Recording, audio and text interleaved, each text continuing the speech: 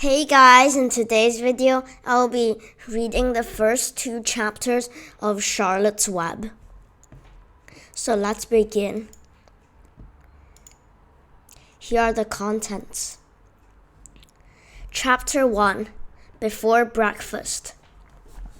"Where's Papa going with that axe?" said Fern to her mother as they were setting the table for breakfast. "Out to the hog house," replied Mrs. Arable. "Some pigs were born last night." "I don't see why he needs an axe," continued Fern, who was only 8. "Well," said her mother, "one of the pigs is a runt. It's very small and weak, and it will never amount to anything. So your father has decided to do away with it." "Do away with it?" shrieked Fern. "You mean kill it? Just because it's smaller than the others?" Mrs. Arable put a pitcher of cream on the table. "Don't yell, Fern," she said. "Your father is right. The pig would probably die anyway." Fern pushed the chair out of the way and ran outdoors. The grass was wet and the earth smelled of springtime. Fern's sneakers were sopping by the time she caught up with her father. "Please don't kill it," she sobbed. "It's unfair." Mr. Arable stopped walking. "Fern," he said gently, "you will have to learn to control myself." "Control myself?" yelled Fern. "This is a matter of life and death, and you talk about controlling myself." Tears ran down her cheeks, and she took hold of the axe and tried to pull it out of her father's hand. "Fern," said Mr. Arable, "I know more about raising a litter of pigs than you do. A weakling makes trouble. Now run along." "But it's unfair," cried Fern. "The pig couldn't help being born small, could it? If I had been very small at birth, would you have killed me?" Mr. Arable smiled. "Certainly not," he said, looking down at his daughter with love. "But this is different. A little girl is one thing. A little runty pig is another." "I see no difference," replied Fern, still hanging on to the axe. "This is the most terrible case of injustice I ever heard of." A queer look came over to John Arable's face. He seemed almost ready to cry himself. "All right," he said. "You go back to the house and I will bring the runt when I come in. I'll let you start in on a bottle, like a baby. Then you'll see what trouble a pig can be."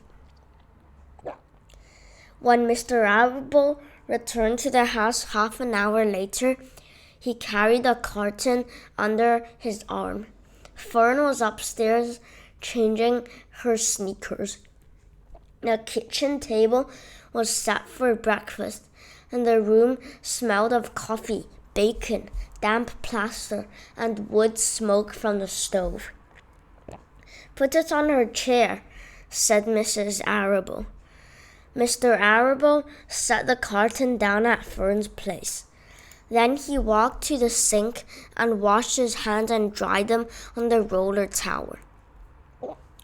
Fern came slowly down the stairs. Her eyes were red from crying. As she approached the chair, the carton wobbled, and there was a scratching noise. Fern looked at her father. Then she lifted the lid of the carton.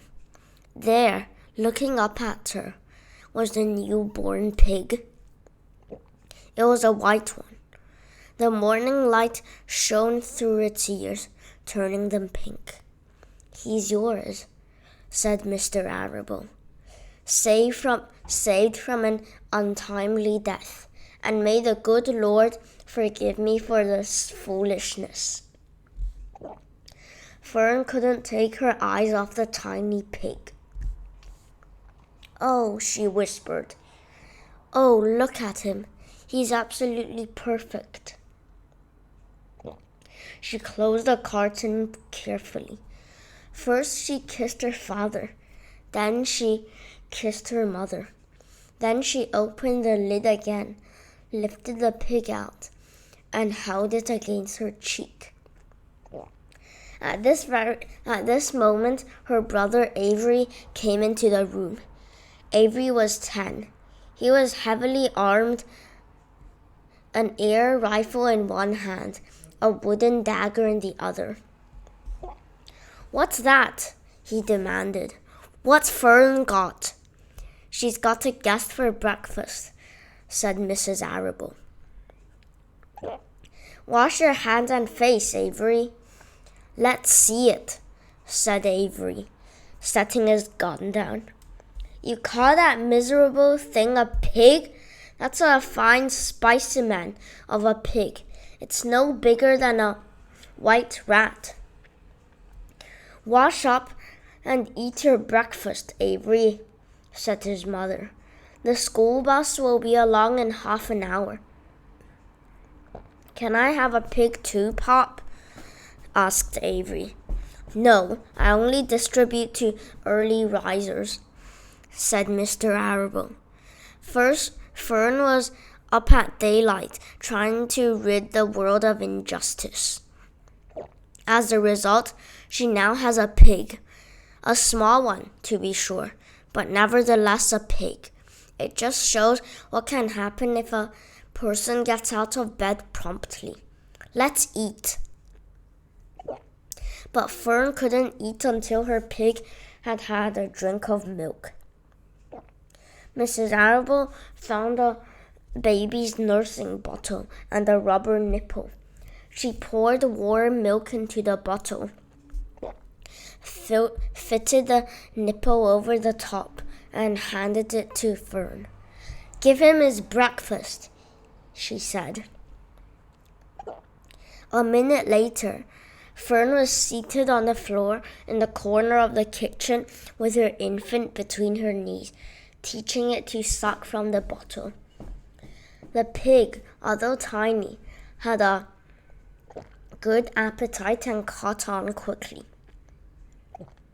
The school bus honked from the road. "Run!"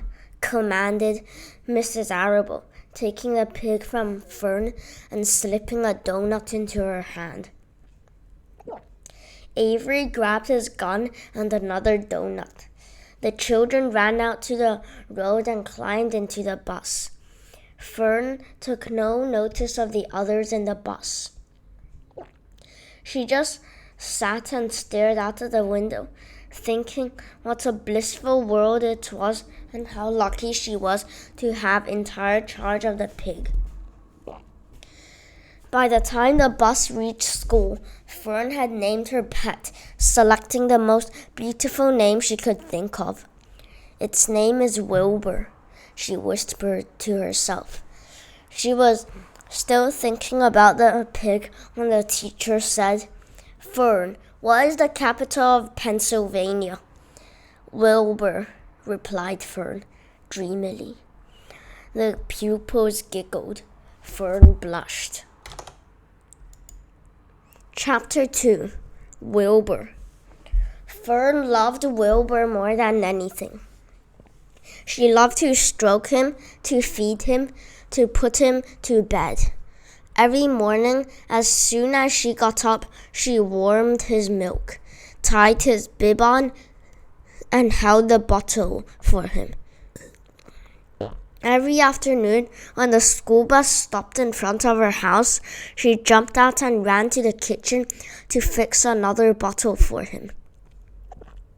She fed him again at supper time and again just before going to bed.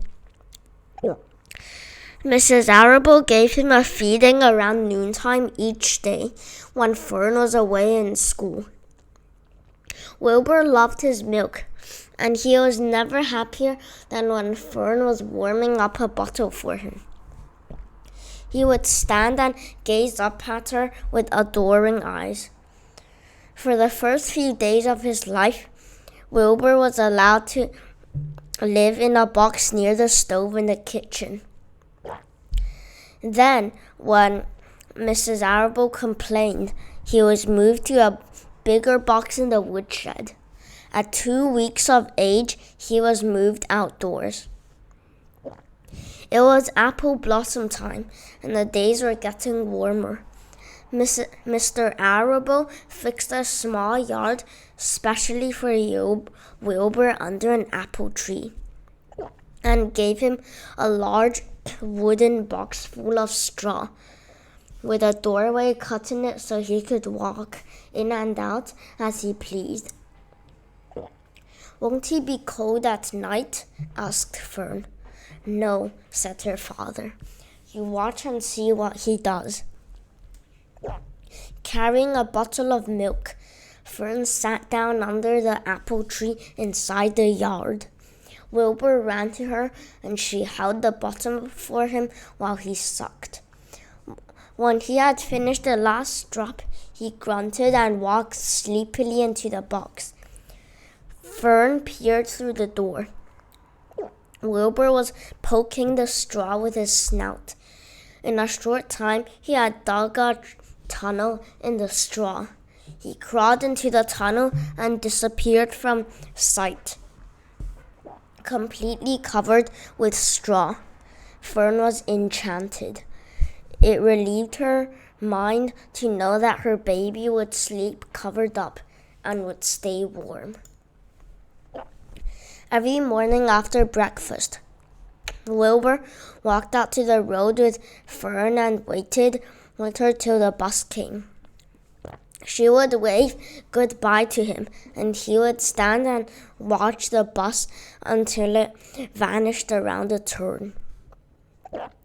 While Fern was in school, Wilbur was shut up inside his yard. But as soon as she got home in the afternoon, she would take him out and he would follow her around the place. If she went into the house, Wilbur went too. If she went upstairs, Wilbur would wait at the bottom step until she came down again. If she took her doll for a walk in the doll cart carriage, Wilbur followed along. Sometimes on these journeys, Wilbur would get tired, and Fern would pick him up and put him in the carriage alongside the doll. He liked this, and if he was very tired, he would close his eyes and go to sleep under the doll's blanket. He looked cute when his eyes were closed because his lashes were so long.